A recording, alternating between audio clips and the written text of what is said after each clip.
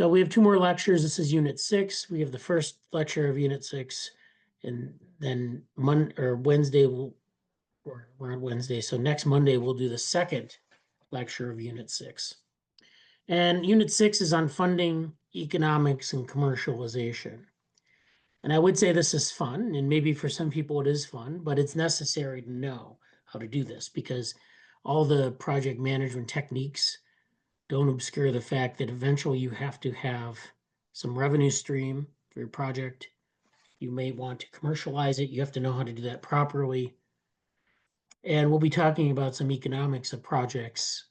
So, we went back, if we go back to some of the discussions that we had about your triadic constraint model, for example, right?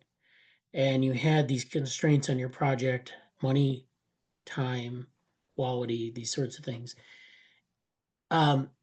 There's an economics to projects, and the economics of projects is basically the time and money constraints. So if you have a large budget, you can do a lot of things. If you have a small budget, you can do fewer things, but you can also make yourself more efficient. You also, if you find the right niche in the marketplace, you can basically clean up and gain market share, and then you make money that way. But we'll talk about different ways that you can make money or fund your projects. Different, licensing is important. We talked about licensing, so it's going to come back to us in that you want, even if you're open source, that doesn't mean you're without recourse to make money or to make revenue. And then finally, we'll talk a little bit about like finance and how organizations are usually chartered and things like that. So I preface these lectures as saying I'm not a business person or an economist, but this is kind of what I know from this. And so I think it's very important to talk about. So let's start. All right. Welcome.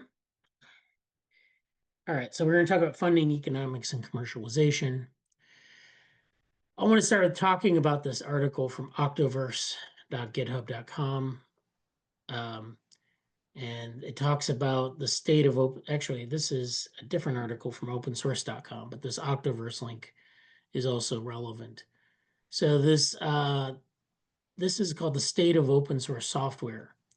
So this is kind of thinking about, when we talked about like the Gartner hype cycle curves, that comes from a company that does a lot of market research on projects, on technology spaces. And this is kind of what that is. It's thinking about sort of how open source software works, where the benefits are, where the opportunities are, doing these kind of strategic analyses of your marketplace, of your, what benefits can you take away from your project if you build something interesting or really good, works well. How do you market that to people so that they care? So this talks about some of this, the state of open source software, an exploration of open source software, including its impact on the world and companies, plus key trends shaping software development. So, small organizations need to be aware of sort of the state of open source software, but large companies also want to embrace open source software, and it helps them to sort of expand their horizons. And they don't do things without looking for a profit. So this is kind of where these things intersect. So Wolfgang Gehring, who's the head of Mercedes-Benz Innovation, said you can't develop software anymore these days without doing open source. And that's an observation that, of course, means that if you want to develop effective software, you have to basically be open source. So a lot of these companies that are developing proprietary software can do it, and they do it for various reasons having to do with intellectual property. But small companies can't necessarily afford to do that for a number of reasons. And so we'll talk actually about patents and innovation and things like that, I think in the next lecture. By lowering barriers to innovation, open source is superior to proprietary solutions for enabling continued positive economic growth. So this is where, again, they're talking about the perspective of a large organization where they're doing this. But if you think about like your smaller projects, how they work, being open source, it sort of forces you to lower the barriers to entry, to lower the barrier and having things available in this open source ecosystem allows you also to innovate more quickly and more cheaply. So you don't need to have the resources up front to do a lot of interesting, innovative things. You also don't need to pursue the best people in the world because when you work open source, you can find people who can actually do these kinds of things. And so, in this sense, open source is superior to proprietary solutions. And then they view this as an economic growth strategy, but we can just argue for our sake that it helps our project sustain itself. This is an article from Technology Review from 2022 on the changing economics of open source. And it says the subtitle is IT Asset Management Needs to Keep Up. So they talk here about how open source and open source software has evolved over time. And so it starts in the 1990s. Open source was simple. Using open source tools, you could start a company with almost no money. So back in the 90s, you had open source tools which weren't necessarily to the level that they are now. But even now, you can kind of do this. And, you could have, like, for example, some toolboxes in Python and maybe a GitHub repository, and you can start a company. You can start a project that becomes a company, and you can actually bootstrap that into something that's a larger company that can make money. So the tools are there. The open source aspect of them means that you can adopt them. You don't have to pay up front. You don't have that barrier to entry. It's also true that the technology is not, sometimes it's very inscrutable to people starting out, but sometimes it isn't. And so like if you have your average Python toolbox, if you have a decent amount of training in how to, write Python or work with Python functions, you should be able to figure things out and work on them. So like machine learning has gone in that direction where it went from this very inscrutable type of research code to, things where tools where you can just craft your preferred solutions. You have no code tools. You have other types of tools that can help you do things. So this is kind of the economics of it. You can have an open source project, you have the tools, and it really presents a nice opportunity for small companies or people with limited expertise to get into the game. Of course, the problem is that, as we talked about in the sustainability unit, that oftentimes there's a problem with sustainability. There's a problem with reinvesting in the commons, in the open source commons. So what they're talking about here is that too many small enterprises can overuse open source resources without reinvestment. What they're referring to is that if you make, say, for example, a Python toolbox and you put it out there and a bunch of people fork it, maybe you get 1,000 forks and everyone has their own version and they all look to you for maintenance because you're the one who wrote the software. You then have to sort of take on that burden. And if they're not giving you something in return, if they're not paying you a licensing fee, if they're not, reimbursing you in some way, like through funding, some sort of donation or funding, then you're not going to be able to keep up with the maintenance demands. And that can be overuse of that open source resource. Also, another way to think about this is like if 1,000 forks all sort of spring up in like 6 months or a year, and they all want you to do things to help them use the fork, like some sort of technical support, then that can also be overusing your open source resources.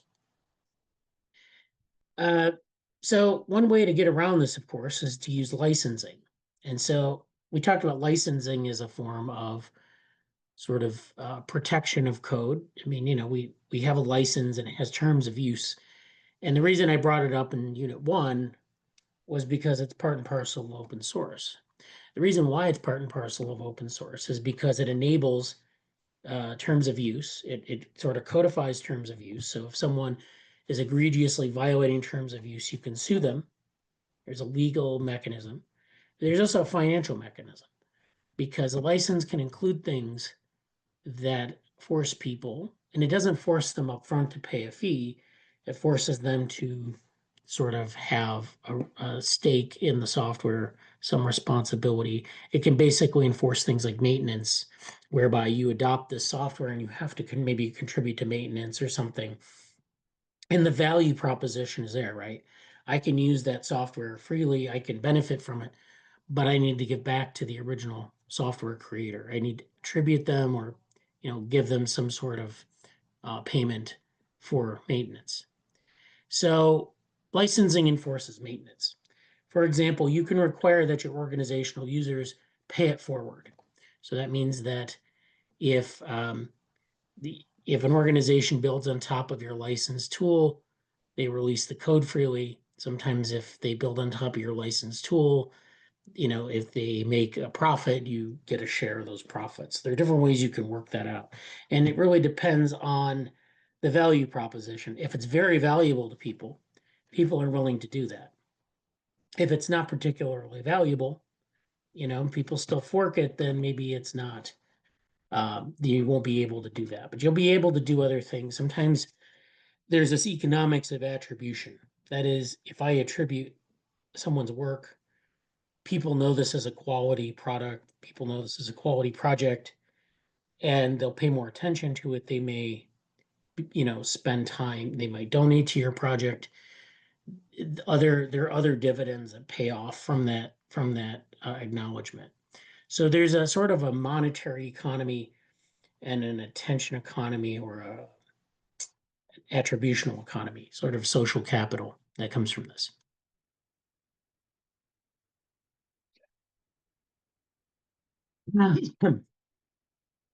So a lot of times if we have the proper licensing um, and our software offers a value proposition, we can encourage larger entities to fork your project. Sometimes you can go to larger entities and make them aware of your project, but sometimes through word of mouth, larger entities will end up forking your project, especially if it's something that is in a niche where no one else is. So if you're like building drivers for a certain type of hardware and no one else is doing it, and you do it pretty well, larger organizations will fork your project simply because you're the only player. And then this creates incentives for investment. So the benefit of the larger entities forking your project is they have resources and they want to maintain your project. So they will pay. They want, you can incentivize them to invest back into your project. Also, the benefit of having a good, strong license means that they take you seriously. Because a lot of times, large organizations, if you don't have a license, they don't take you seriously. And oftentimes that can lead to, you know, different types of intellectual property infringement. Sorry to say. The last point here is that a lot of times you can overcome some of these problems of overusing open source resources by having companies fork the code or for you to fork code from other organizations and develop it internally. So what that means is that maybe I'm a very small project and a larger entity's forked my code. And instead of coming to me to support it, they can develop it internally there. I've offered them something of value and they're working on it. And there's a license that restricts what they can do, but they actually serve to develop things. So one way you can do this, we talked about mass customization last time. You can pursue a strategy of customization for commercialization. That is where you have maybe your project in a GitHub repository, and maybe you have several repositories, each involving some part of some piece of software. And what you'll do is you'll take those repositories, which by in themselves are free and open, and combine them in different ways and then sell the byproduct. So an example of that is when I'm in, as I've mentioned in the lectures, I'm involved in the Open Worm Foundation. And one of the things they've done is they have their simulations and in different repositories, their data analysis. And what they've been able to do is take some of that code and package it with a physical robot. So they can actually make a robot um, that moves like a roundworm, has the movements and everything. And so that's something that people are interested in purchasing for educational purposes, for other purposes. But it's something that you can sell from the sort of the open source products that you have available to you. So there are all sorts of ways to like kind of conduits to make money, conduits to support the project, to make sure that you're not just contributing to this commons that gets overused. So the basic dilemma of a lot of projects or open source projects in particular is how to make money from something you give away for free. So this is like, the old adage, how much do we charge for our services? And sometimes you want to do that. You want to be proprietary for various reasons. But let's suppose that you're doing something open or you don't see the value proposition in charging for some software. I mean, people aren't going to pay very much. So, it may not be enough to run your organization. It may be nothing, and you just have to find other revenue streams. How do you get money into your organization? How do you pay the bills or, make money that you'd like to make? So that's a dilemma in a lot of projects, especially smaller projects and projects that are just starting out. So, of course, one way we've talked about already is licensing. So you have, of course, the Creative Commons licenses. And these are, of course, I think we talked about this earlier. This is where we have the expansion of reasonable, flexible copyright called copyleft. And then as the stakes grew for copying and remixing via the internet, there was a need for this type of licensing. This was founded in 2001. So it was like, we had the internet in the 1990s and we saw that traditional copyright wasn't going to cut it there. So we had to develop new legal regimes for protecting intellectual property. So I think this is particularly interesting in revisiting because, you think about your project. A lot of times your projects will have components, if you just tried to copyright them or patent them, they don't really serve your needs. I mean, that we'll talk about patents later and how that's not always the best way to protect intellectual property. But then again, you have intellectual property you want to protect. At the same time, you want people to use your project. Maybe you want them to use the code. Maybe you want them to create a version of it, maybe on another campus or for a slightly different use, for a slightly different use case. And so you want to be able to balance the sort of the openness of your project, how you want people to use it. I mean, you don't want to totally control it, but you want to control it enough so that you can understand, like, you don't want to have people take the use cases that you were planning on using for financing the project, or you don't want them to make profits where you don't get profits. So you need to approach the licensing seriously. So Creative Commons is one type of licensing. And the reason I bring this up as opposed to the open source software licenses right now is because we have this aspect of, there are different components to a project. So you have the code and code related licenses are good just for the code, but there are all sorts of other types of content that you'll have. You'll have video, you'll have text, you'll have other things that you want to protect. And so you'll want to use something like this. But the other reason I bring it up is because you can recombine different elements of these licenses. So there's a base Creative Commons license, then there's like share alike or non-derivative, non-commercial, attribution, buy, and then those basically tell people, okay, this is basically copyright protected, but you can also copy it and use it in these following ways. So it enables sharing, it enables this sort of ecosystem, but it also restricts people and it helps protect some of the core components of your project. So again, you can recombine this. It depends on how you want to license something. there's boilerplate legalese, and you just kind of plug and play, and that's the way you get to your way of protecting your intellectual property.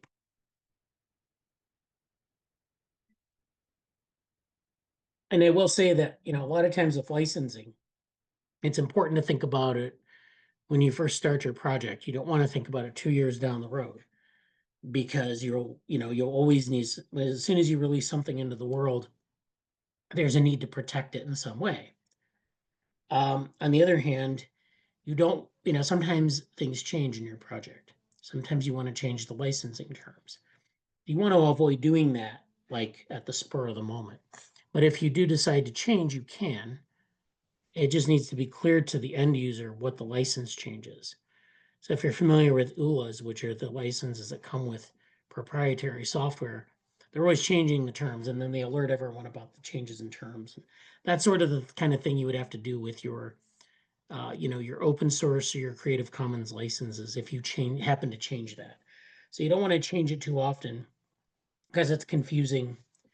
And in proprietary projects, it's just, the end user gets an alert, and it's usually some obscure thing, and maybe they should pay more attention, but it's not the case where you're actually actively creating things on top of the project. So this is a little bit more critical to get this right, but when you don't get it right, to be, sparing about how you change things. So now we have the open source licenses. These are 4 different licenses. I think we talked about this already: BSD, MIT, GNU, and Apache. And those are just basically the most common licenses. This is where, again, we're doing things like distributing the software, and users then, if they make a fork of your project, can distribute it themselves. They can modify it, and they can distribute modified versions. And there, of course, the derivative works may or may not be covered under these restrictions. So, it depends on how you want to make money. If you have some core piece of your software that is a moneymaker for you, you might not even make that open. You might make that proprietary. The rest of the software you might make open, but those parts of the software can be licensed under different licenses. And the terms of use are, can be flexible enough for people to kind of reuse the software. But then again, it can also protect the use, it can restrict the use so that you can then use it to make a profit. You can have an exclusive right to that software. Okay, so that's a little bit reviewing the licenses. I can't stress enough how useful open source licenses are for small projects, because as we'll see, if we talk about patents, if we talk about other things like that, there's a lot of overhead that comes with those, and they don't necessarily protect you in all cases. So I would definitely pay attention to licensing regimes and what license you pick for your project. So this is a story from Wired. When open source software comes with a few catches. So again, this covers what I just talked about in terms of how do you make money off of something you're giving away, or you're letting other people fork and modify. And so the answer, of course, is that open source initiatives must allow viewers to see, modify, and share source code. Sometimes projects are open for different reasons. So sometimes, and again, this goes back to the licensing, sometimes projects are open, and this can be used for purposes of marketing or to crowdsource. So, there's like, I think OpenAI is a good example of a project or a company that is open, but they do it largely maybe for marketing purposes to get people hooked on their technology or whatever. You can also do crowdsourcing, which we'll talk about at the end of the lecture. So you want to demonstrate to people that something works, and maybe potential funders or potential customers, you want to show them that something works. So you open it up, and then you restrict the actual code, or you restrict a lot of the code, but that's your whole strategy for being open, is to really serve as that lure for investment or for financial gain. A lot of times you have open source projects that are actually truly open, and they follow all the sort of principles of open source. but they might restrict what is open. So they might restrict certain repositories or certain parts of the code. And this can be for practical purposes as well as financial gain. So a lot of times if you have something that's a high security thing that you don't want people to modify or necessarily see under the hood, you can then restrict that. If something is particularly valuable, if it's almost like a trade secret, if you've like figured out a good way to run faster way to run a search algorithm, you might find that to be very valuable and you don't want to open that up. So you might restrict that. You might be open as a project, but you restrict those components. Uh, but then the question is, how can we leverage the degree of open and licensing terms in a way that makes money for the project? So we can leverage our degree of open. We can have a project that's open source that has certain aspects to its license that allow people to use the software as they want. But you can also restrict other parts of the software and restrict other uses. So a lot of this comes down to strategies for self-licensing. Again, licenses are legal tools, and as such, you probably need to, if you're really debating what kind of license to adopt, you might seek legal counsel. I know on the university campus, a lot of times we'll talk about the technology transfer office, but they often will deal with open source licenses and tell you the best way to go about licensing your project or your product that you have from the project. So there are different strategies, but you need to be legally savvy to get them right. And then sometimes what you can also do is you can have an open project. And one way to make money is to negotiate with larger organizations or large corporations. So, for example, like Amazon, where you have larger corporations interested in your software. Sometimes they buy out your company, but other times they'll just license the software from your company. So the reason they license it is so they can use it in the ways that they want, but you also don't give up control. And that's something that I think is an important part of financial sustainability is sometimes people want to maintain control of their company. Sometimes there's a temptation to enter into agreements that give up the company or restrict how much ownership the original people have in the project. And if you're in an open source project already where you have contributors, like you have people, I remember we talked about the open source, um, like I guess I don't know if it was the open source covenant or something, where they basically talked about staying true to your roots. And there were these like different, practices that they wanted to reinforce, where it was like, we always want to take our stakeholders' opinions into account or our fellow contributors into account. And the reason you want to do that is because if you can imagine, like you had an organization and you had like 10 original members and they were all contributing code. And then you decided maybe unilaterally, maybe it was in consultation with a board of trustees, that you would then sell the software to a company and then you would get a bunch of money in return. And then, so where does that money go? Does it go to the organization? Does it go to the project leaders? You can see right now that there's a lot of potential for conflict there and bad feelings. So when you do these kinds of self-licensing deals, when you do these kinds of negotiations with larger entities, you have to be mindful not only of whether you're getting ripped off or not, but how that will affect your organization. If you have financial stream coming in, does it go to the organization for, sometimes you've set up a foundation or something, or sometimes, it'll go to the individual contributors, which can be tricky because people will claim they've done more work than others. And in any case, it's not as easy as it seems. So there are some examples of where different projects have adopted different self-licensing strategies. And another way to think about this is you need to build on your project's strengths.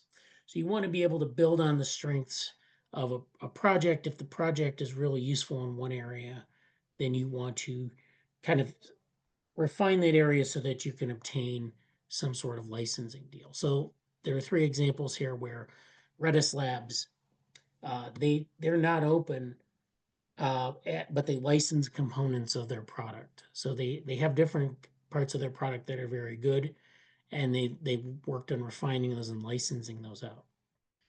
Red Hat, of course, is open, but what they do is they self-support.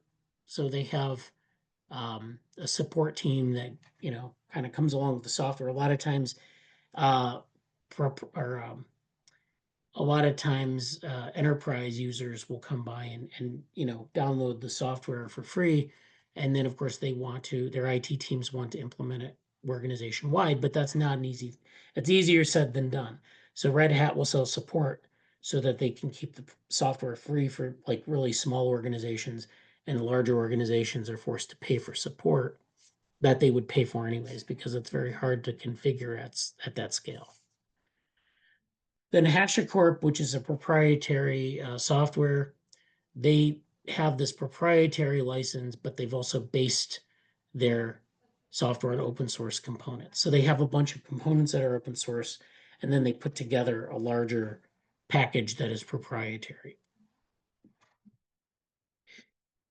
And so you have to remember that your long-term financial benefits are often tied to decisions about open source licensing. So you make these decisions about licensing, and they can lead to long-term benefits, or sometimes they can lead to long-term headaches.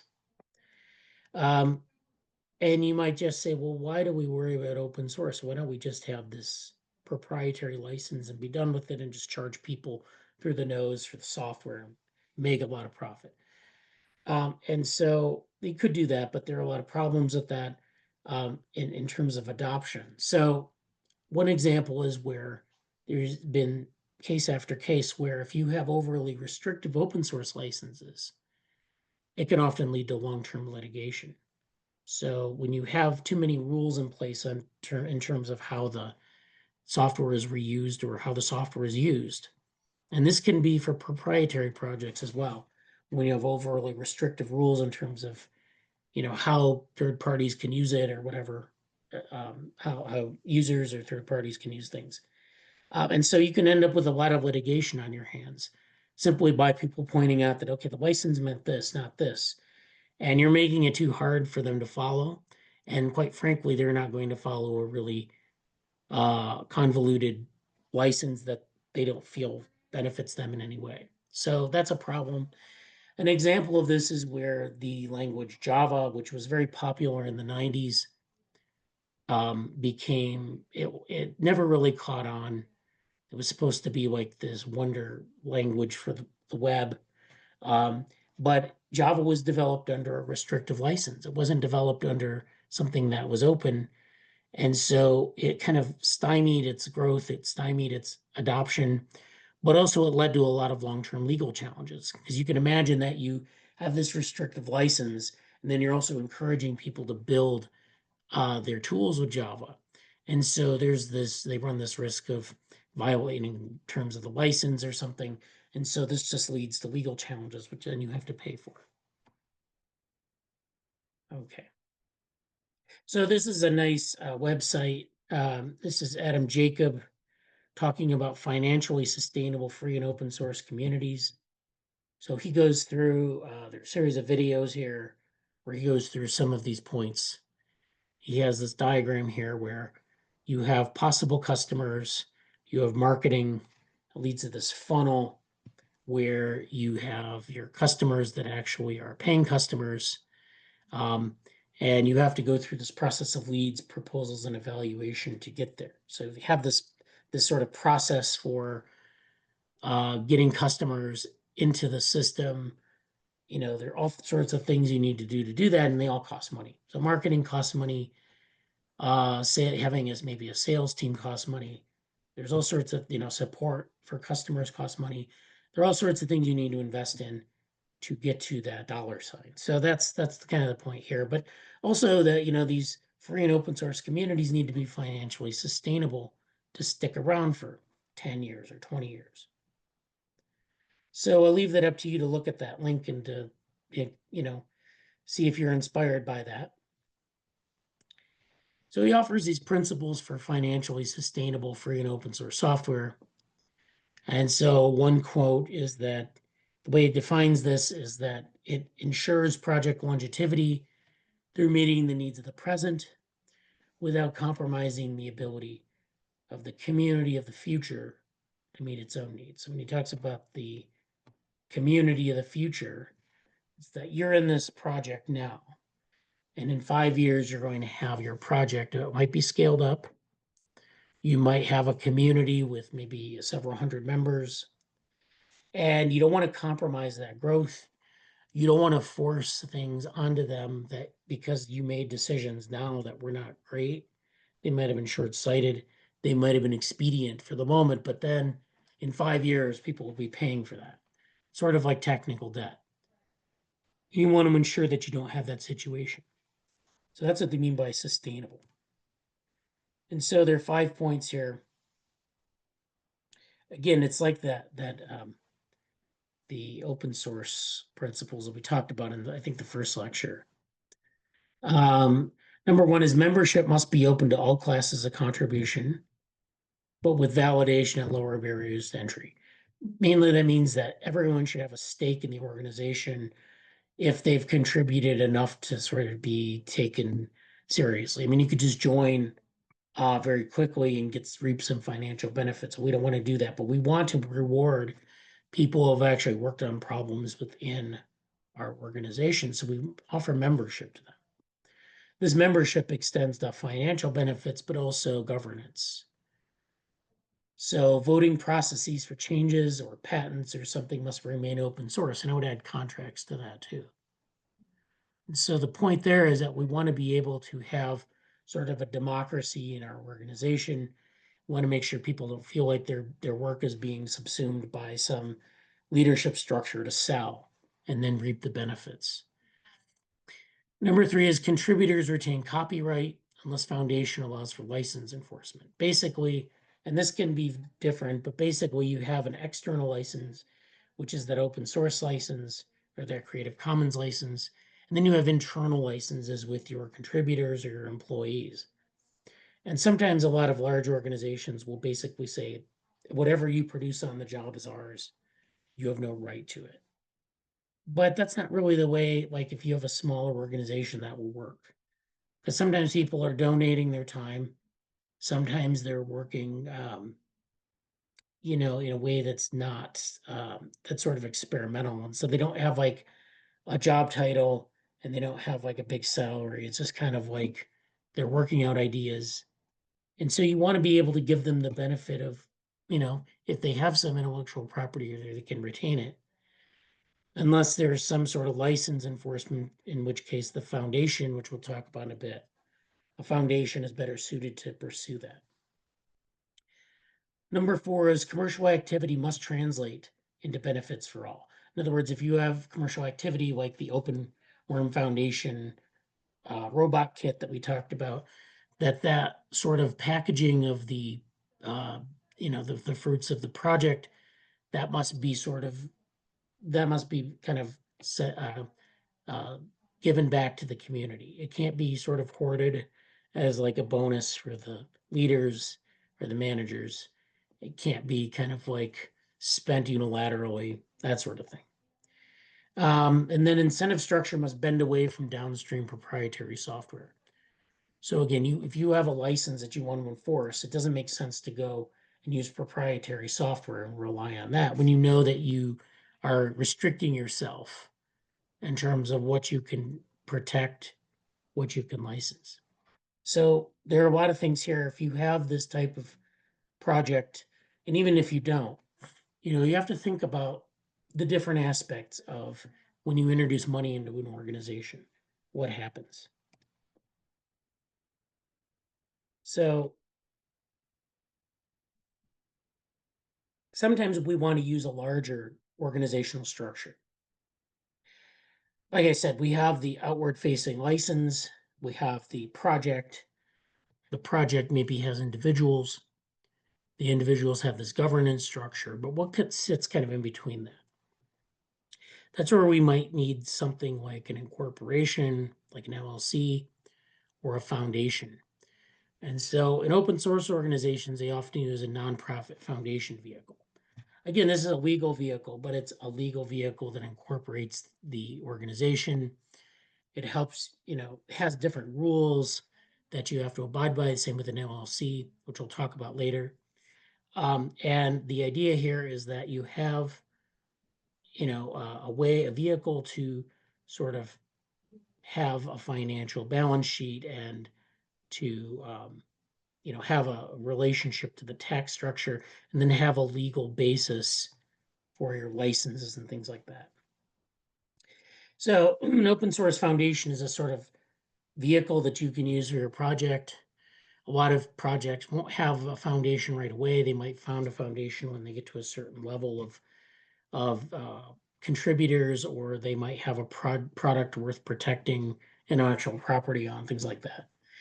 So a lot of open source projects will select a 501c3 organization type. So there are a lot of 501cs and 503cs that exist. This is the most common type of organization. It's this nonprofit. And so because it's nonprofit, your goal can't be to make a profit. You can make a profit, but your mission should not be to make a profit.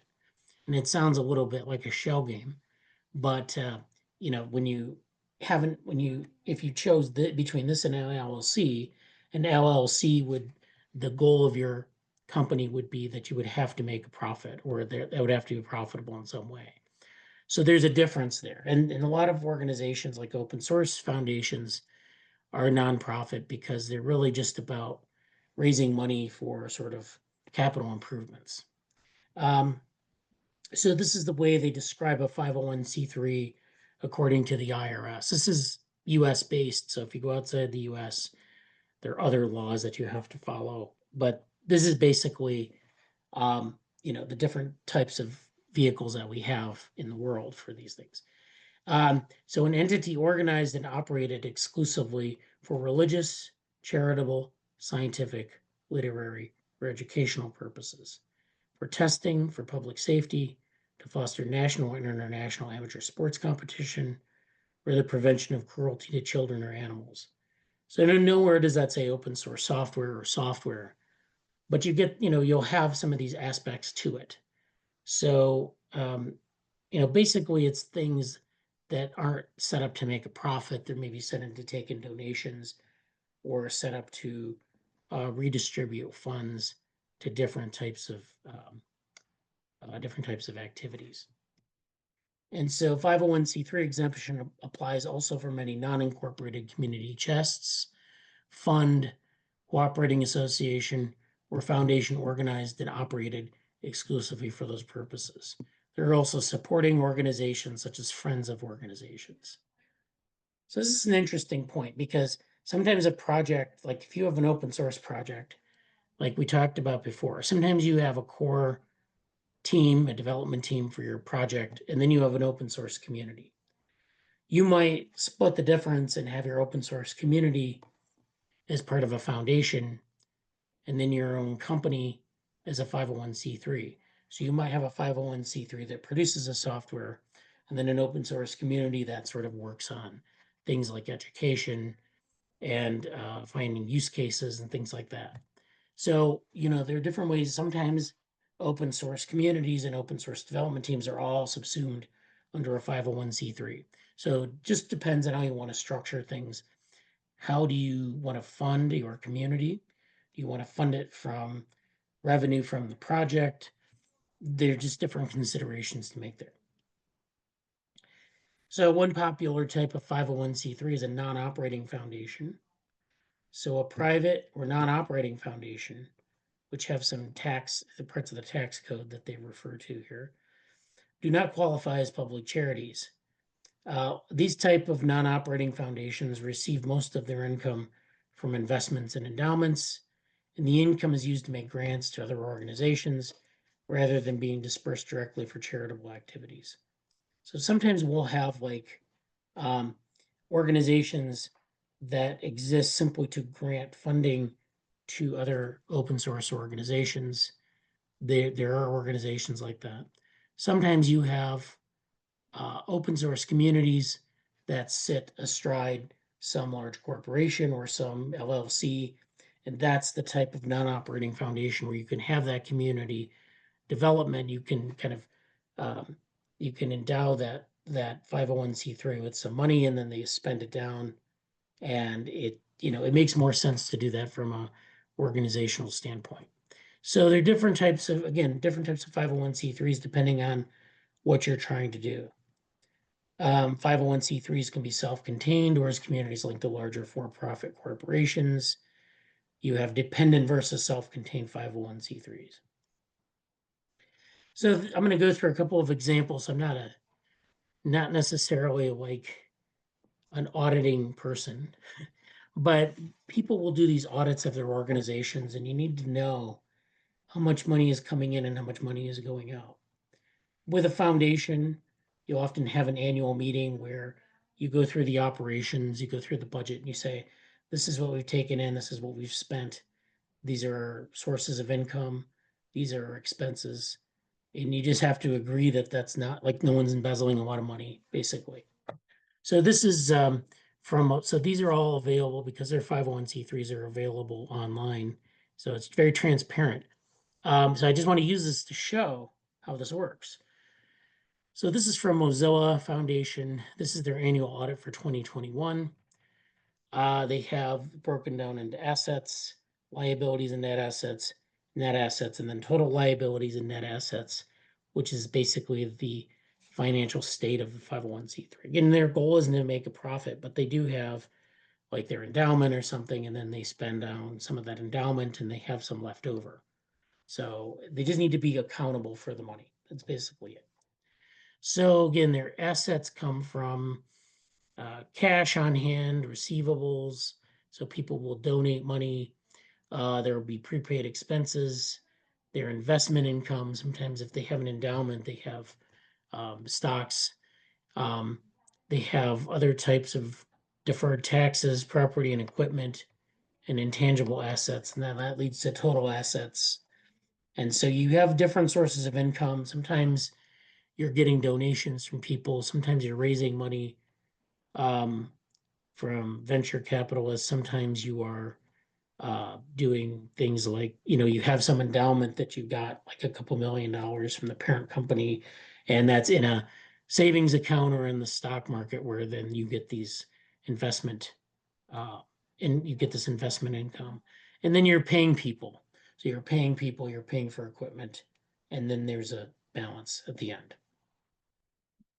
So you have liabilities, and then that leads to your net total. Okay, so this is the Linux Foundation. This is from the ProPublica Nonprofit Explorer. This is the Linux annual filing for 2020. So a couple things I want to point out about Linux. It's a foundation around the Linux operating system. Now they had their first public release in 1991, but they didn't have a formal foundation until 2003. So there was like a gap of 12 years where they just operated without a foundation. And the reason you might do that is because a foundation is a commitment. It's not just a commitment to having like accountability in your finances, which you should always do, but you have to have a board of directors and you have to elect that board of directors. And sometimes you're not big enough to do that. So sometimes it doesn't make sense to be a 501c3 or an LLC, and you just kind of run your project very informally. So, the foundation there's some cost there. But sometimes organizations will never form any sort of intermediate organization. And that's okay if you're small enough. But it's something that when you get to a certain size, you kind of have to do. They actually use a 501c6, which is a different type of thing, defined as business leagues, chambers of commerce, real estate boards, created for the improvement of business conditions. So this is not a 501c3, it's a 501c6. So if we look at their total revenue, you have the functional expenses, you have your net income. So you have, basically, like I said, they're making most of their money from program services. This was like where they had So they have 99.6% of their total revenue from program services, which is basically support and other types of things like that. There's some investment income, and then there's other revenue, which is a tiny fraction. They're compensating their executives and their other employees, their salaries and wages, and most of their expenses lie there. And then they do the balance, so their net assets are 72 million after they take in their assets of 108 million and spend around 37 million. So you can see that this is kind of, um, you can see where your sources of income are coming from. You can see where your expenses are. So you have to have a strategy for getting revenue, and then you have to, of course, pay out your expenses, and then you just want to be sustainable. Okay, I talked about that. And so, in terms of program services, I refer you to this article. Yes, you can make money with open source, which is, I think it's related to the other one we saw. And they talked about Red Hat Enterprise Linux, where it's this a la carte annual service with contracts and professional services like maintenance and quality control. Okay, so we also have these organizations that exist so that they can grant money to other smaller organizations. Sponsoring organization like that. There's one called NumFocus, which focuses on open source software related to science and engineering. They offer a number of small scale grants for organizations. So they get funding from different organizations, different companies, and they donate to NumFocus. Then NumFocus gives out these grants from $5,000 to $15,000 for small organizations who want to do something very targeted. They might want to hire someone to do something over the summer, or they might want to improve their software in some way. And so this is a nice mechanism because it helps. And again, it's this way of supporting small organizations, small projects in a way that, is helpful to them because, if you can improve things like usability, sustainability, you can improve the entire ecosystem. They also sponsor others for larger awards. So if you're a 501(c)(3) and you want to go for a grant of some type, they will sponsor you. You have to, usually when you go for grants, and we'll talk about this next time, you need to have a sponsoring organization that can vouch for you and do a lot of the paperwork. There are also small scale fellowships for maintenance. So Google offers the Summer of Code and the Season of Docs. The Summer of Code is basically working on a code base for 3 or 4 months. And Season of Docs is developing the technical documentation or the technical, sponsoring technical writers to advance the state of an organization's docs. Both of these types of fellowships improve these small projects. They improve these small organizations and they help them stay sustainable and help them meet their goals. Finally, I want to talk about crowdfunding. So crowdfunding is, and you probably have heard of it, is where you have, it's a form of alt finance, and it's where you have a project that you showcase, usually on a crowdfunding platform, and you advertise it to people and you say, okay, we want to achieve these things. We have a timeline, and if you invest now, you can be a part of this thing that we want to do. So say I want to build an open source e-bike, and I say, okay, I put it on the crowdfunding site and I say, this is what we want to do. These are the details. It's usually, it can be pretty detailed. You might even have a prototype. And then or sometimes they don't have a prototype and they say, we would like to raise money so that we can build a prototype. And then you might actually, if the product is small enough, you might send, or if people give enough money, you might send a prototype to each person who invested. Or alternately, you might offer them shares in the company that you start around this project. So it's just a way to raise money from many, many people at once. So there are these crowdfunding platforms that are out there, and you put your project up there, and people sit on the crowdfunding platforms waiting to fund things. And then when they find something that's promising, then they start funding it. and you get a certain number of funders over a certain period of time, and then it's your turn to deliver. You need to deliver what you've promised. So crowdfunding is a form of alt finance. It has its origins in the co-op movement. And so there are two ways to raise money. So in a crowdfunding situation, you have these initial backers who can agree to finance you. You either give them rewards, you pre-sell them a service, or you give them equity in the organization. You basically sell shares in the organization. You don't need to be a 501c3 or an LLC to do that. You just need to say, okay, you get so many shares, and then that translates into a stake in the company. So crowdfunding platforms basically work with a middle person. So you have a project initiator, person who has a project vision, maybe a little bit more than a project vision. They might have like some details that they're willing to share. They might even have a prototype and they say, we're going to put this into production, but we need money for it. You then have supporters, and there may be many supporters, there may be thousands of supporters, there may be a single supporter. But those are people who want to fund projects. So they want to give money to projects that they think will offer a return on their investment. If it's something they want to see in the world, or if it's something they think they can get a stake in on the ground floor. These are all things that they're looking for. Then you have a moderator. So the moderator is the platform. It's usually algorithmic, although you do have oversight here. So if the project initiator promises something that they can't deliver, their initial checks to say, well, can you deliver what you've promised? And the answer had better be yes. So then the supporter wants to be assured.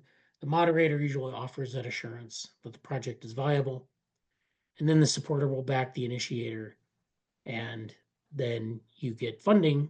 But again, you better deliver, because if you don't, then you probably lose your ability to use that platform again. And people don't like to be stiffed on an investment like that. So this is crowdfunding. This is one way to raise money. It's certainly easy enough if you have the right product, but it's also comes with a lot of responsibility. You need to deliver that deliverable. So you're raising capital from a large group of investors, each of who contribute maybe a small share, maybe $10 and up. It might be more if they're buying this product or service from you. It might be a couple $1,000s. But in any case, you're getting money from a large number of people. So you can get potentially a lot of money from this. There are restrictions on who can be a supporter and how much they can contribute. So sometimes, you can't really rely on crowdfunding to raise all the money you need. Sometimes you get a lot of backers. Sometimes you get a small number of backers who can't really give you a huge amount of support, but it's useful for sometimes getting over the hump of some product that you want to put into the marketplace. Moderated revenue comes from a percentage of all funds raised. So when you raise funds, you have to give the moderator a cut. Usually it's like 10% or 20%, depending on the platform. In the US, equity-based crowdfunding ventures are regulated by the SEC, which is understandable given the nature of, kind of investing, and how there can be a lot of fraud. You don't want to be a fraudster, you want to be reputable. And that works both ways. You don't want to be promised money you're never going to collect. Project initiators must meet milestones or delivery dates to retain support. So they need to, again, this is like project management in the raw. If you're just working on a project, working through your milestones to your deliverable, that's fine. And you can change the schedule as you need to, which, can have consequences. But in this case, you're setting yourself up for like being public with your milestones and meeting your milestones and meeting your deliverables on time, because you don't want to keep your investors waiting. It's very, I would suggest that you don't do this in a first run. I would suggest that you kind of work through your process a little bit before you try something like crowdfunding, because the delivery date is often a sign of your competence. And so this is not for everyone, I don't think, not for every project, but it's a way to raise money. I talked about 501c3s on last week, and I made the point that those are non-for-profit organizations. So a lot of times open source projects will start a foundation And they'll start a foundation so that they can do things, manage resources, raise money, but they're not, their aim is to be not for profit. They don't actually show a profit. And there's certain requirements that you have to have, but those are usually, it's usually some sort of organization that's either an open source community version of a project, a large organization, or a for-profit project, where the whole project is a non-for-profit project, where the charter isn't to make a profit, it's to serve the public interest. And we talked about, the sort of the tax law behind that.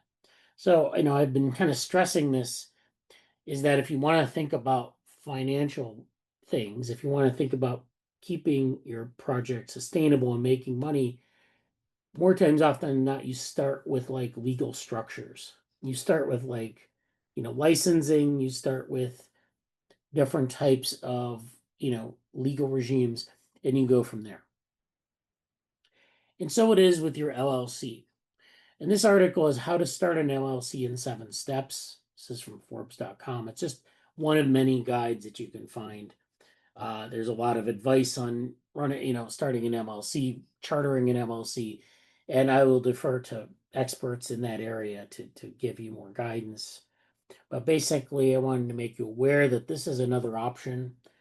This is an option if you're a for-profit entity. So if you start up, if you want to have a startup where your goal is to sort of make, to make a profit, to be a startup, but you don't want to be like this chartered corporation. So like large corporations have a charter that's very different from small startups. And that large corporations need that structure, but it's very expensive for a small organization to do. So if you're a small project, you wouldn't necessarily want to become a formal corporation. You just want to become an LLC. And so it actually has a low startup cost versus a corporation. As with your 501c3, they're tax related benefits. In this case, it's not tax exemption, it's that you have this, you have a sort of you're in a category for tax purposes. And then there's liability shielding, which is actually one of the most important parts of this. And that is if you have any sort of lawsuit, if you have like a conflict of interest with respect to um, intellectual property or any kind of general liability, and I'll leave it to you to think about what those are. You are shielded from liability in this kind of structure. So this is one benefit why organizations, instead of just kind of, doing their thing, making money via Kickstarter and just kind of rolling along, they actually go through the steps to register their project as an LLC or sometimes a 501c3. And so this diagram here shows some of the aspects of an LLC. So there are merits, there are demerits, like we talked about, the pros and cons to everything. There are legal formalities. You usually have to fill out paperwork. You have to file it. There's usually a fee, and you want to have a lawyer look at it to make sure it's okay. There's statutory returns, and then there are tax implications. Okay, so that's your LLC, and that's different from a 501c3, and you would have to consult a tax attorney to know what the differences are for your organization. Now, that being said, there are different types of LLC. There's the single member LLC. There's the multi-member LLC. There's an LL3C, which is a low profit liability corporation. So our LLC stands for limited liability corporation. It means that you're limiting the liability that you have. And then this, there's a low profit category of that. There's the series LLC, the PLLC for licensed professionals, and that's usually like, people who have like run a plumbing business or run an electrician business or something. And then restricted LLC. So these are just your like with the 501(c)(3), you have these different categories and you have to figure out where you fit in. Another form of, and we talked about this at the end of last lecture, another form of making money for your project, or at least keeping your project sustainable, is grant writing. And grant writing is not exactly like a get rich quick scheme, far from it, but it's, something that you can do to finance your project. So a lot of projects, small businesses or small business related projects, sometimes you have different types of, uh, you know, academic oriented projects or other things like that. You'll have to do a lot of grant writing to sort of ask for money, ask organizations for money. So we talked about that a little bit last time, where we have, grants. Sometimes your small projects can go for grants if they're uh, underwritten by a larger organization. And it's a tough business because you have to, grants usually have a success rate. Usually that success rate is low, and you have to have your ducks in a row, so to speak. So you have to know kind of what your project's about. You have to have a very specific ask. Why do you want the money? You have to write up a budget. You have to do all this stuff, but you do not need a blockchain. I'll be coming back to that later, so that's good. But it's very difficult to get grants, but sometimes it's worth it depending on what you're trying to do. So uh, obviously you can do this in academia. You can write grants. You can write grants for things like the arts or other types of areas. One other area where grants become important is in small business innovation and technology transfer.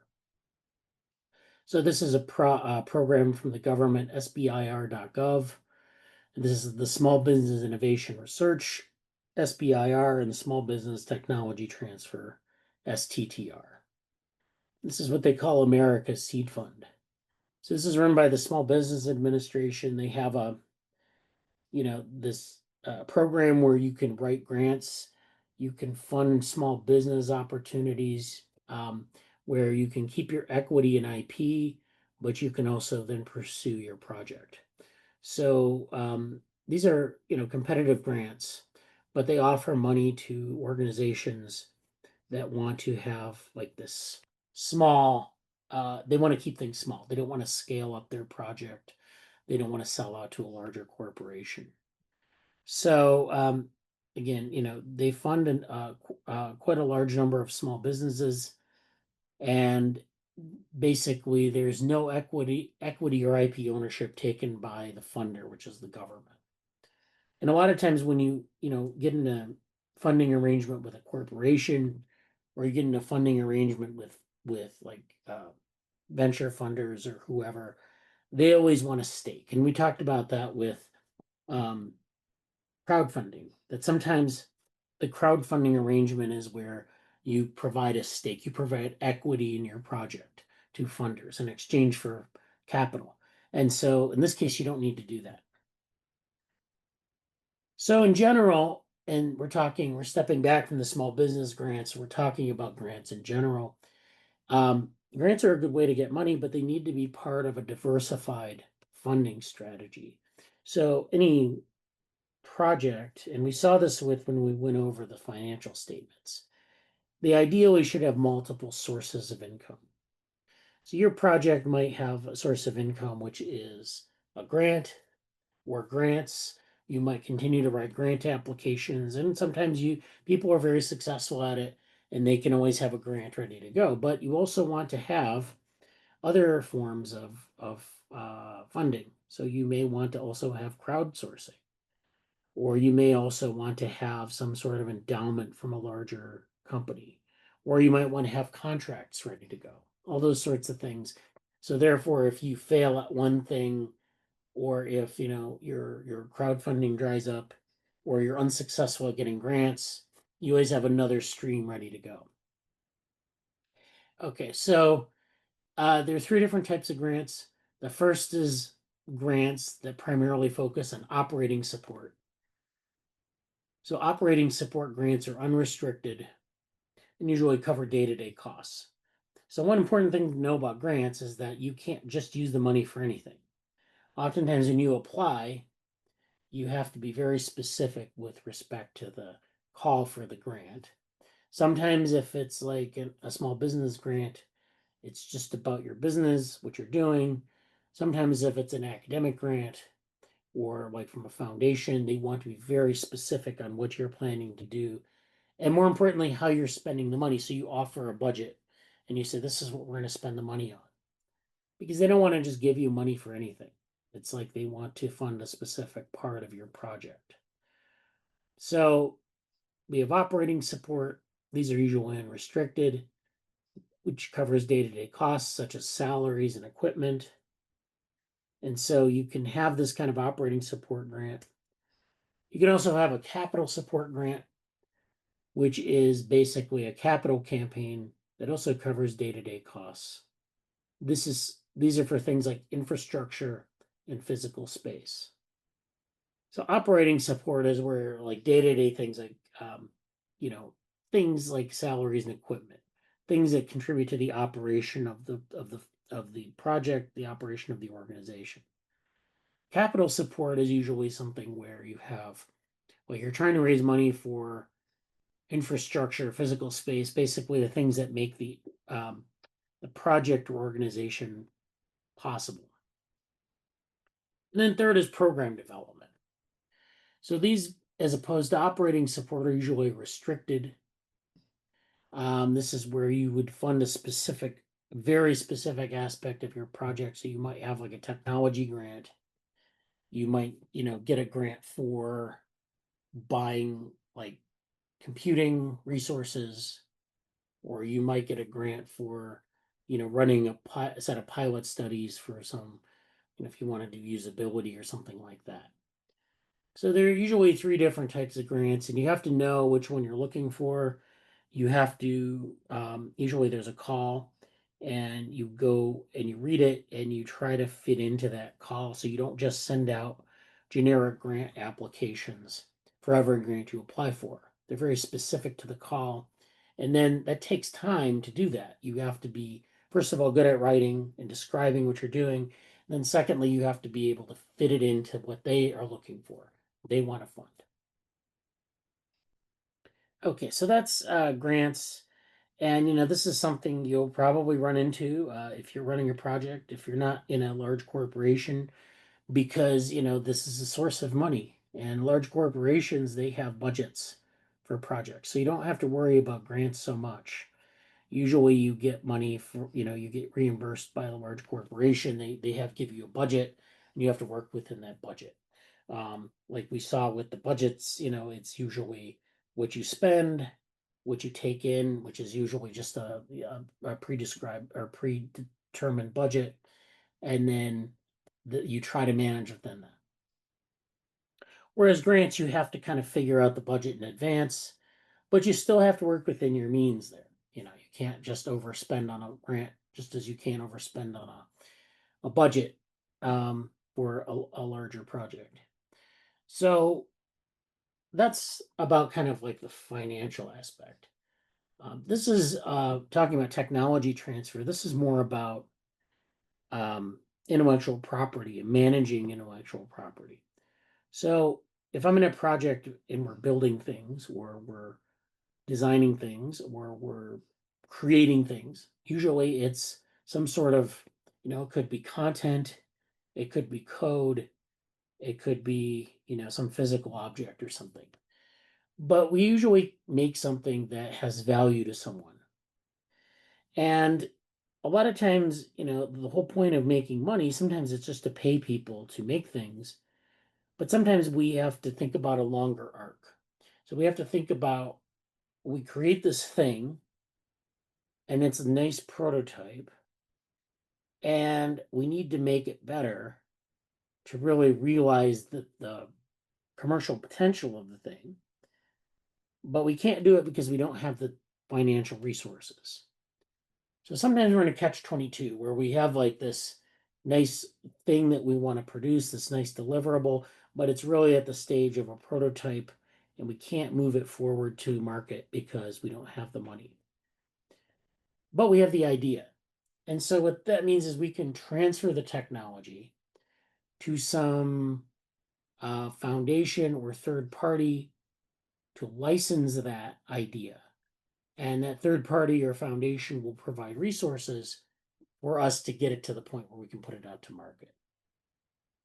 So the definition of technology transfer is technology that is typically transferred through an agreement. So what they mean by technology is it could be an idea, it could be like anything we can license with, say, an open source license, with a copyleft license, with a software license, with a Creative Commons license.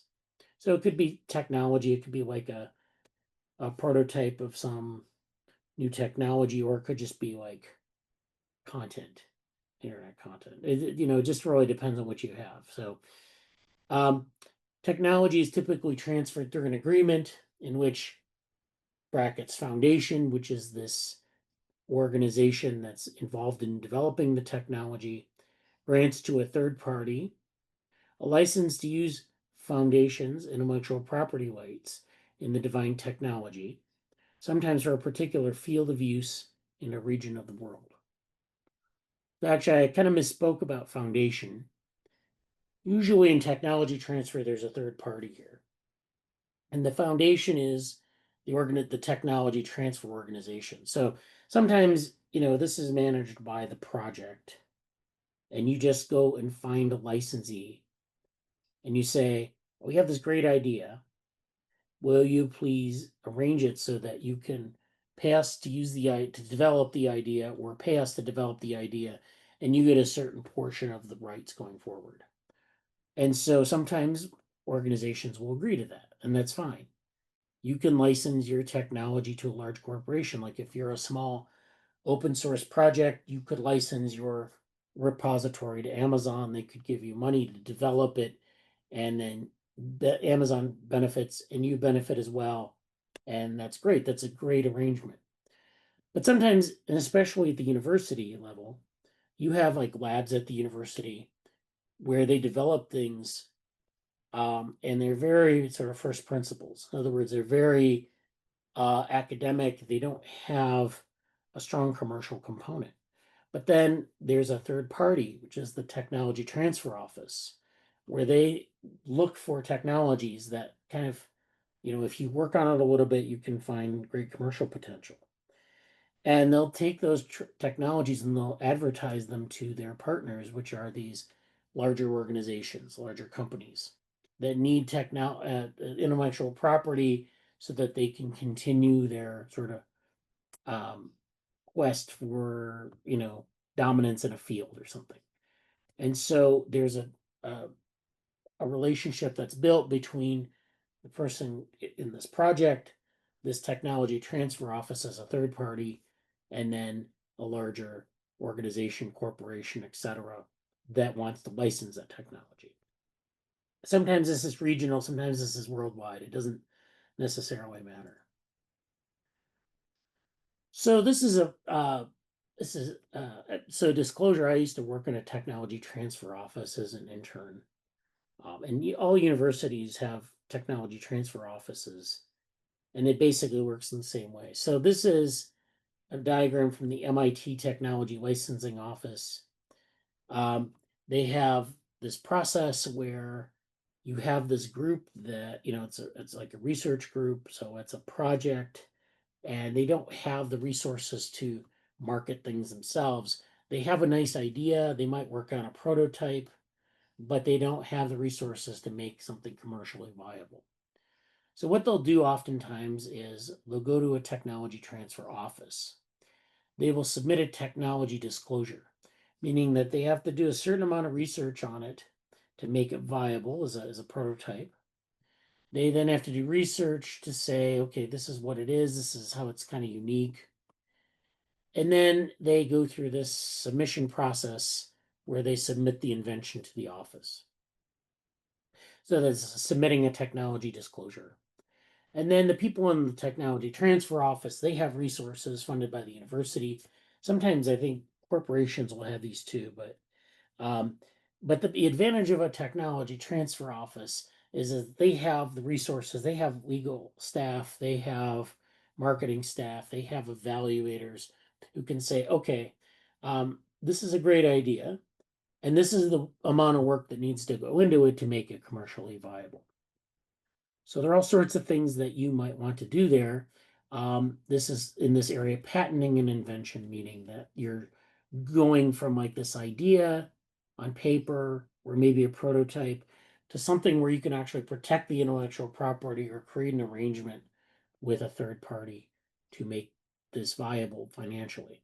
So you might do some marketing to find or form a license with a third party. Or sometimes they will do IP protection, which means they'll go through and they'll find ways in which this thing that you have has things that you can protect in the form of a patent. Patents are kind of a hard sell because you need to have like specific claims, and those claims have to be verifiable. And then you have to pay to file the patent, and then you get protection on those things, but only on the claims you make. So if someone develops a thing you've developed and uses it for something else, it's not protected by the patent. And of course, then if someone violates your patent, you have to sue them or to make sure to enforce the patent. And so that costs money too. So patents are not easy to deal with. It's not the preferred way to protect intellectual property, but technology transfer offices can serve as the middle institution for this. And then, of course, there's an assessment of the initial technology disclosure to see what its potential value is. What's its value proposition? So that goes up to like protecting the intellectual property. Then there's this aspect of commercialization. So commercialization is usually like either an existing organization will license the technology to help develop it, or sometimes the suggestion is, well, we can just start. You should just form a startup. Well, you might get a patent. You might be able to just kind of start up a company, and they might provide some seed funding for that or not. It depends. There are a lot of options there. So depending on your situation, you either have a startup or you have a licensee. Then of course, there's licensing, there's commercialization, where you put things into the marketplace and people will buy it. There's revenue, of course, which is where you have to make things somewhat cheaply so that when people buy them, you can get a profit off of it, and produce enough units so that profit is reasonable. And then, of course, you also want to reinvest in research and education, and the technology transfer office, of course, will take a percentage. And there's a lot of universities, a lot of times the universities will take a chunk of the IP. So this is all to say that like it's a very complex process, but it's one that if you're working in a university, it's there available to you. And of course, even if you're a small company, you have to kind of think about this process. And there are resources where you can find this kind of technology transfer relationship. So this is, I just want to impart to you, it's not as easy as like coming up with an idea, working on a project, having this thing that's kind of half baked, and then, you know, you get a patent and then riches. It doesn't work like that. So just so you know that. Okay, so this is an article from the Journal of Technology Transfer. This is an old article, but it talks about a guide to the best technology transfer practices. So this is really kind of deep, thinking deeply about how you transfer technology from like a project where you kind of develop, say, maybe some software or some sort of prototype and it's very raw. And, maybe it's like version 1 or version 0.1. And you have to kind of figure out what the value is in that thing. Like, not to say that like if you develop an application doesn't have value, but like think about what we've been talking about with respect to the different things you can do with open source projects. So it's like you have this application and you might want to say stress the development of features that are the most valuable for commercialization. Well, you don't know what those are. So you may have to do some, iterative design and interact with your users. You might have to do that. But more often than not, you have to evaluate the technology itself. And given like what the market is looking for, what's there, what the maturity of the different features are, and that sort of thing. So in technology transfer, there are 4 stages. The first is prospecting, and this is where you have this,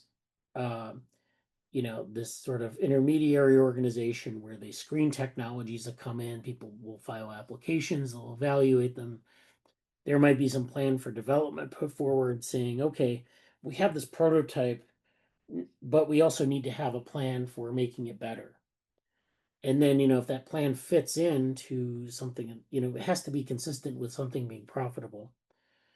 And then you also want to fit things to the user's requirements. So it's very much, kind of a planning stage. Then there's development. So development is different in that you're doing a lot of research and development, experimentation, enhancing the design, and sometimes building a prototype. These are all things that you do in Agile with iterative design.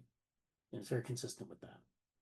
Then you have the trial phase where you do testing and piloting, user interaction studies. That's usually separate from prospecting in that you're really kind of working at the details of something, seeing what's really valuable, what's maybe not so valuable, and that sort of thing.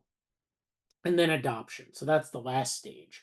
You have to do these other things before you can get to adoption, which is where you can actually implement things, get it into the user's hands, and then think about the market that you're in. So you need to figure out who your competitors are.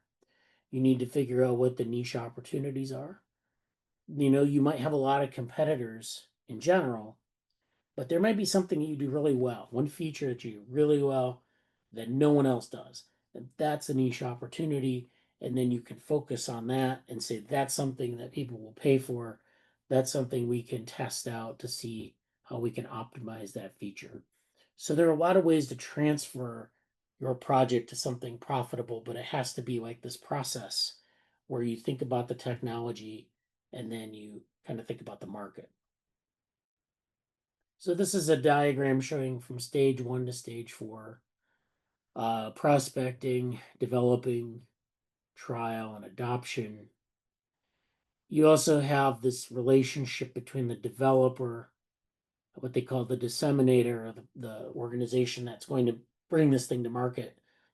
And between you have a sponsor, and that's usually the technology transfer firm. And then there's like the implementer, who was different from the developer because the implementer is going to, take advice from the sponsor and implement it into future versions. So, the developer is working on kind of developing this great idea. Then the sponsor comes back and throws cold water on them and says, this is not, you know, uh, economically viable or commercially viable. And then the implementer will try to sort of craft things to the specifications of the sponsor. They might give them recommendations. Sometimes, you'll have like a sponsor or a licensee who wants to have changes made to the thing, and the implementer will make those changes. So there's a lot, you have to set up your team, your organization to sort of match this expectation. And then only after adoption really can you see transfer success. So only after you figure out how to get people to use your project or your product from your project will you see the success at technology transfer from this thing you're developing, that you want, from your project vision to something that's really commercially viable. Okay.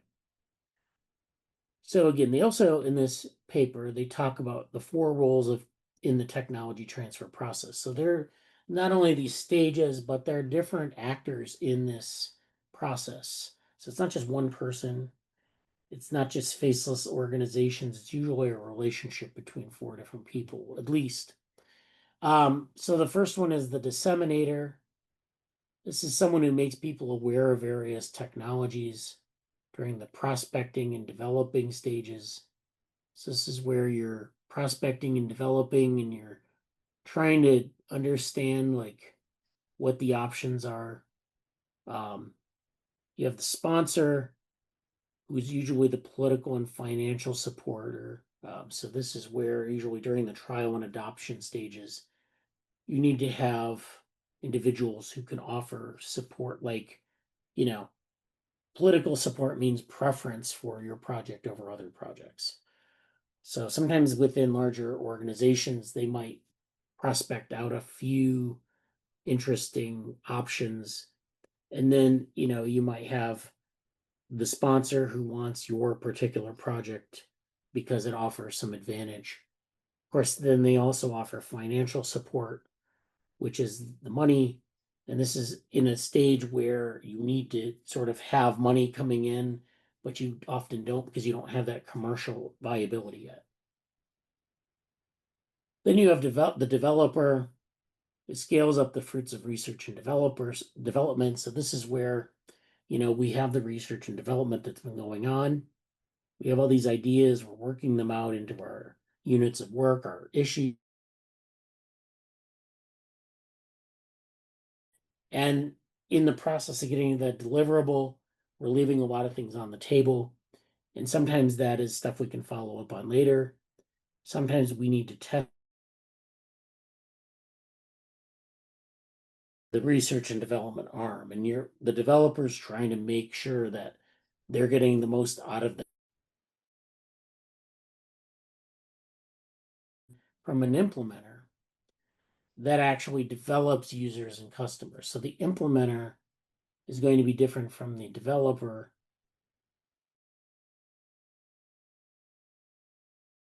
Customers being sponsoring organizations or enterprise organizations usually, where they have different needs, they have different wants, and they try to develop implementer and a disseminator. So these are different roles in the technology transfer process, and there are other roles as well. But all that of interactions between people in different organizations sometimes, and interacting organizations, sometimes individuals. So again, this is the technology transfer life cycle. You go from research and development to some sort of invention. That invention seems like a great idea, but you need to evaluate it to know what its true worth is, its true value. Then you need to protect the intellectual property. So what's protectable? What do you want to enclose and make sure that no one else copies? What can you benefit from financially? But then even if you protect that IP, you need to have marketing so that people know what you have, that you're selling, or you're trying to, license.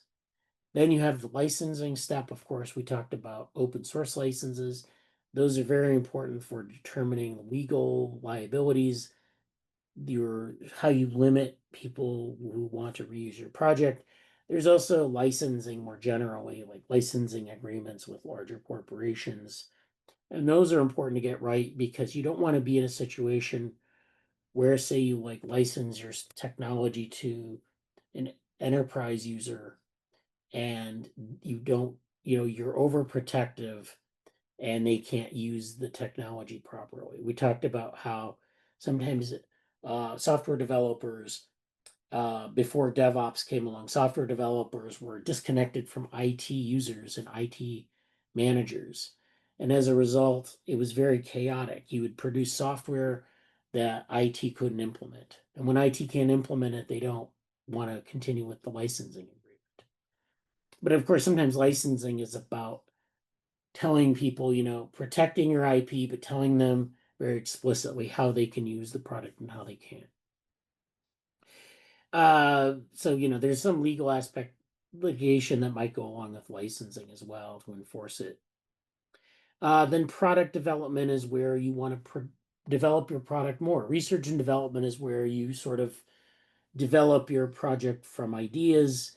Product development is where you have the product. And like we talked about versioning, you have version 1, version 2, version 3, etc. And you want to make those versions better. But the only way you can make them better is by, first of all, by knowing which features work and which features don't. But secondly, through this cycle of finding the value in something and stressing the value added to your product. So in other words, if I find that there are a couple of features that are particularly saleable in version 1, then the subsequent version should stress those features, make them better, make them more attractive to potential customers. And then, of course, there's public use and economic growth, which means that you want to have a larger sort of principled approach to the benefits of technology transfer, which is, you're contributing to economic growth, you're contributing to the overall societal benefit of what you have to offer. So this is the technology transfer life cycle. If you get this right, you can go from a very fuzzy idea that's promising to something that's saleable and profitable. Okay.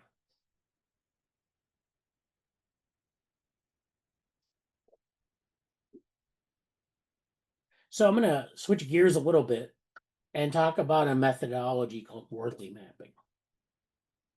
So wordly mapping it has to do with the economics of a project. It specifically, though, it's not about marketing it or selling intellectual property. It's about figuring out how to implement something. It's kind of it's a fascinating method because it helps you break down your idea into these components so that you can understand the value of what you have. Where is the value in what you have? Where's the value in your idea? Also understand the commodities that are involved in your idea. So every time you have this idea, like I want to deliver things with a drone, or I want to have a drone delivery service. Okay, that's nice, but there are all these parts underlying that idea that need to be in place so you can do this. Sometimes those things can be optimized. Sometimes those things change over time. And sometimes those things, you don't want to have there are a lot of ways to do a certain idea, a lot of ways to implement it. And what wordly mapping allows you to do is work backwards from, say, like an idea or a user need, and then work out the details of your project, and then figure out how to implement it and where maybe you can change things, you can make things better, where you might, we talked about we talked about technology stacks and then migrating different aspects of the technology stack. So you can actually work all that out with a wordly map as well. So this is an example here. It's a picture of Simon Wardley. He's the developer of wordly mapping. So this thing on the whiteboard image in the middle starts with the user need. The user need is I want to get stuff quickly to someone. Okay, that's pretty basic.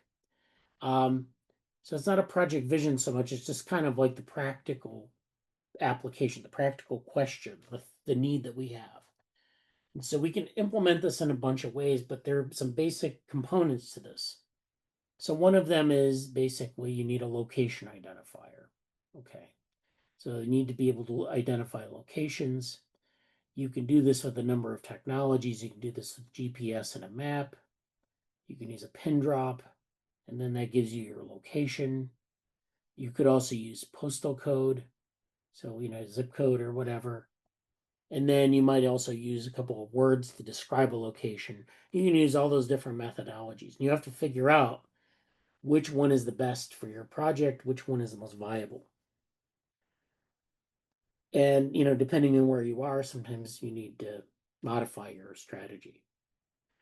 Then, if you have like your location, then you have to ask, can I deliver there? So you can't always deliver to every location. There are technical barriers and there are legal barriers. So sometimes, like with legal barriers or things like no-fly zones, they're just impracticalities. Sometimes your product is so big it doesn't fit on a drone. Sometimes you might take like a shipping container, but it's so, far, the distance is so great that it would cost you way too much to send it there. So there are a lot and then maybe sometimes the product is banned. So then, then your technical barriers. So if you want to use drones, the drones have a certain range and you can't like go beyond that. Sometimes the weather conditions don't permit delivery. Sometimes your stock is low and you can't deliver stock. And sometimes you don't have a warehouse or a depot nearby to supply the stock. So sometimes your supply chain is not aligned with the place you want to deliver to. So there it is.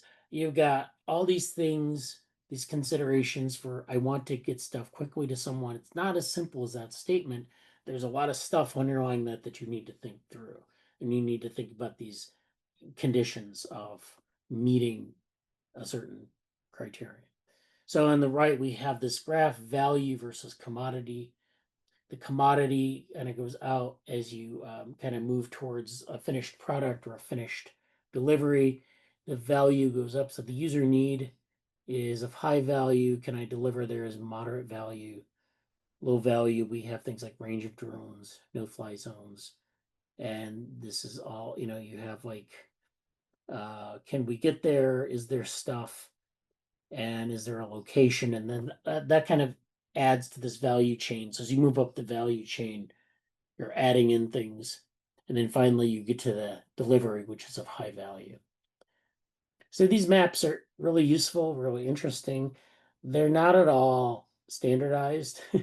And sometimes it's hard to interpret what's going on. But basically, I wanted to provide this section to you because I think it's a useful way to think about how to break these things down.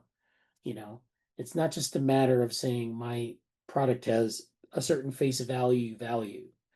You sometimes can find the value by really decomposing what you're doing, your problem. Sometimes it's decomposing the product, what goes into producing the product, what do you need in place to get that to market.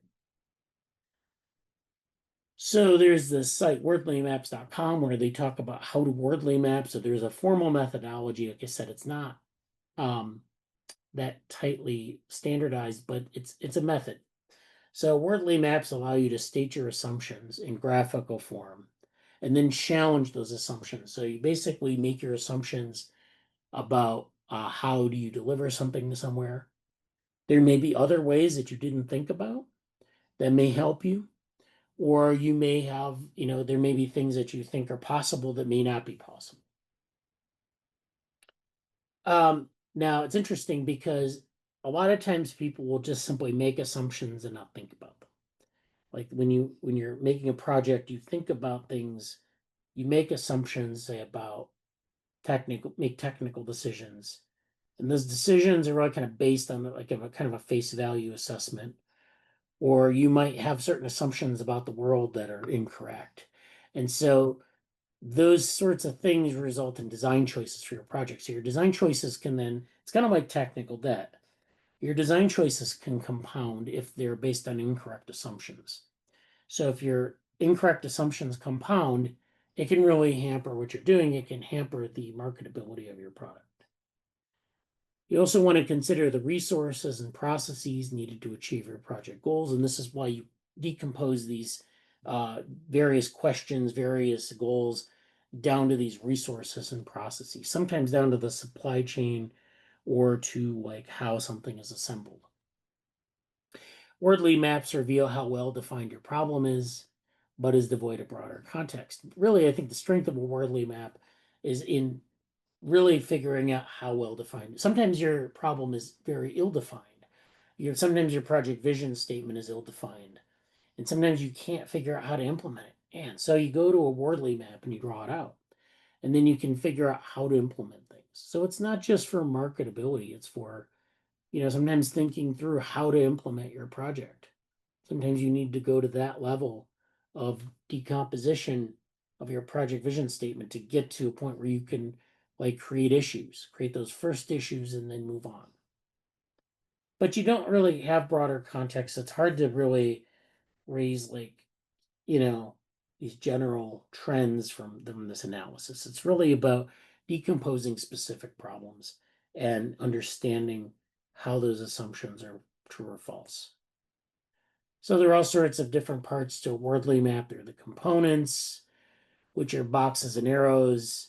These are workflows, supply chains, and then the evolution of a technology. So if you're perfecting your method, your workflow, sometimes your technology, it's evolution. You can also model dependencies. So what things does your process or your final product rely upon? So we talked about dependencies in like project timelines. So like you have some things that are dependent on other things. You need something in place before you can do a second thing.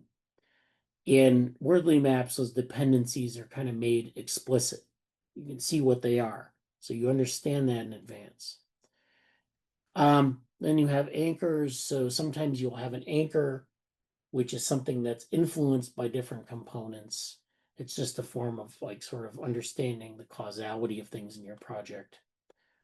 Evolution. So if as you perfect a process, as it moves from being unpredictable to well known, which we talked about in this one of the other methodologies, we moved from like the unpredictable to the well known. We move from the unknown to the known, and then that's kind of that process. And then the pipeline. So it's process by which you accomplish certain things.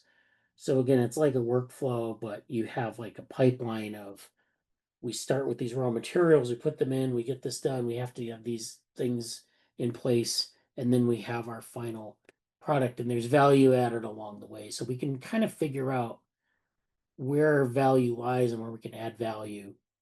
And I think it's a really useful thing for like, decomposing a project, especially if something goes wrong. You can go back and wordly map it out and figure out, okay, this is maybe why we're having a problem. So this again is a wordly map of an online image manipulation database where you build this database, this interface for working with images, and you need a bunch of things in place for this. So you have customers, of course, and they want to be able to manipulate their images, store their images online. They want to print them. They need to render them through a website. And then, of course, to do all that, you need to have a platform. You need to have content rights management. Sometimes you have competition. You need compute space and compute power. You need a data center. You need power. So you need a power source. A lot of times, um, uh, data storage centers will be near like a hydroelectric dam because that's where the cheap power is. Sometimes if you need compute power, you need to have cloud space. Platforms, sometimes you need to have platforms as a service. And so all of this is just kind of a way to sort of deliver to the customer the thing that's valuable about your project, offer them services, but those services are underlined by needs and coordinating different types of technology stacks, and then things that enable it. So this is a nice wordlay map of some sort of, image processing service that you're going to offer customers. They're not going to see under the hood, but you need to consider that as a project manager. This is another example of a wordly map where you have a customer and you have a shop where they try to sell the perfect cup of tea.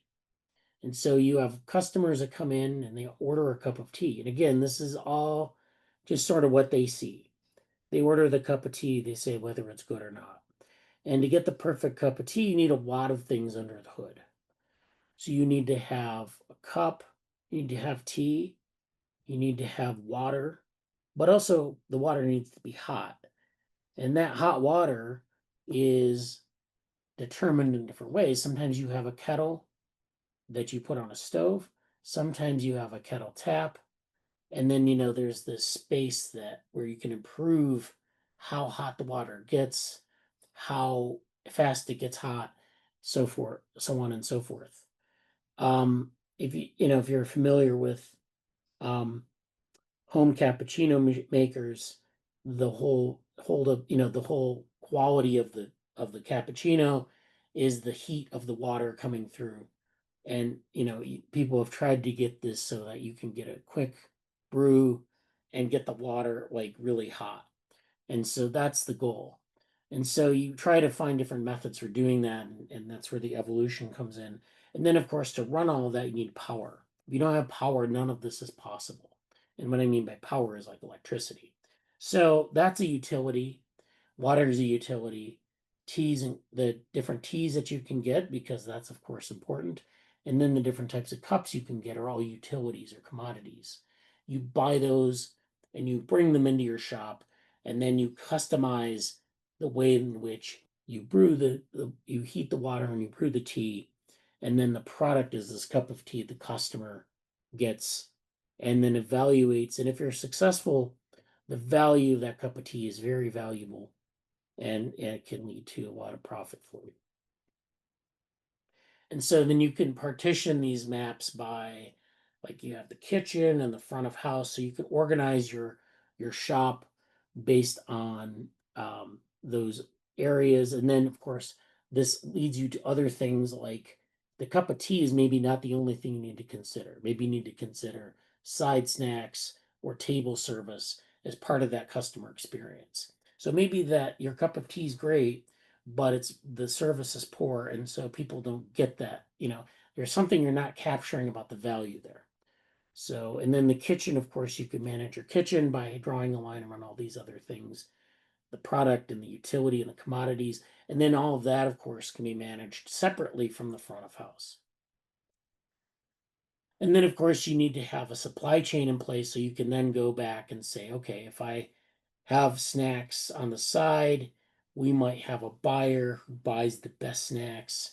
We might have to buy the best tea. We need to consider that in our Wordly map. So we can expand our Wordly map out to really get a sense of where our value is coming from. And so this is just an example of evolution. And you can also map out dependencies in the same way. You organize it by thinking about how these processes go from left to right or from bottom to top. So as you kind of move it, in a certain direction in the graph, you're not only like moving from raw materials to commodities to finished products, but you're also kind of thinking about things that are more unpredictable or more predictable, or things that are dependent on each other.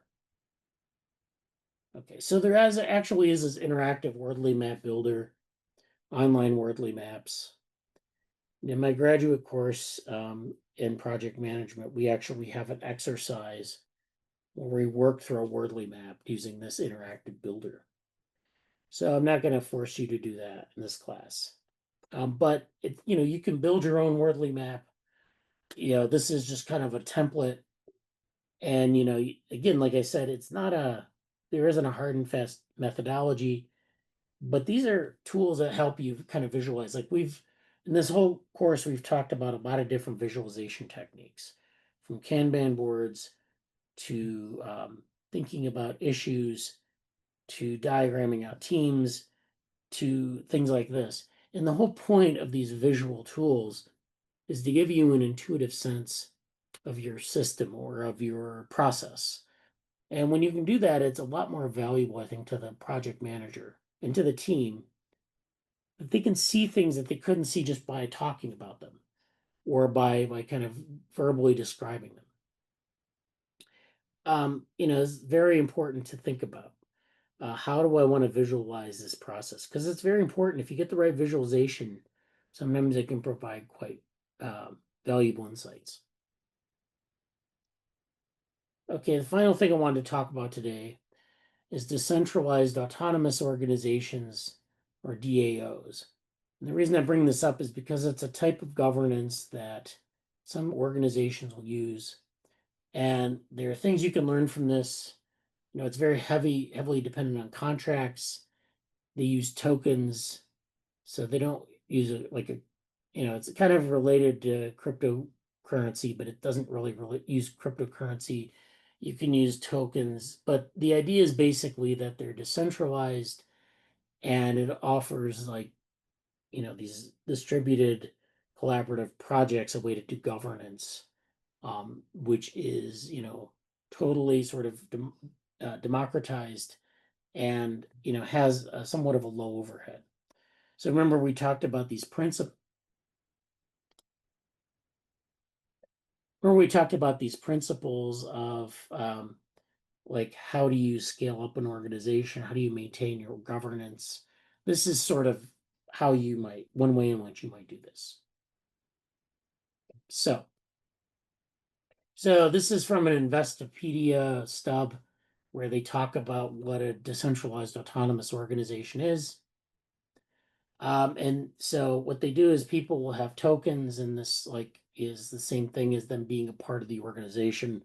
So we talked about open source organizations where you have contributors and they might have to complete a good first issue to become a formal contributor. In this sort of arrangement, they would become token holders, they would have a stake in the organization, like you might give equity in a crowd-funded organization. And so those token holders, those tokens give them the ability to participate in the management and decision making of the entity. So it gives them a stake of ownership. And then, I don't know, if you have more tokens, you might get more tokens for being at a higher level of participation. If you go back to the community participation curve that we talked about, as you progress in the organization, as you get more involved in the organization, you might get more tokens. So this allows you to participate in the management. So it's basically pretty democratized, given that you're in the door. Now within DAO, there's no central authority. So you don't have like managers making decisions in the same way you do with like top-down project management. You basically make decisions and governance through, some sort of democratized process. So there's no central authority in this type of organization. Power is distributed across token holders who collectively cast votes. So they offer things, different types of questions of governance.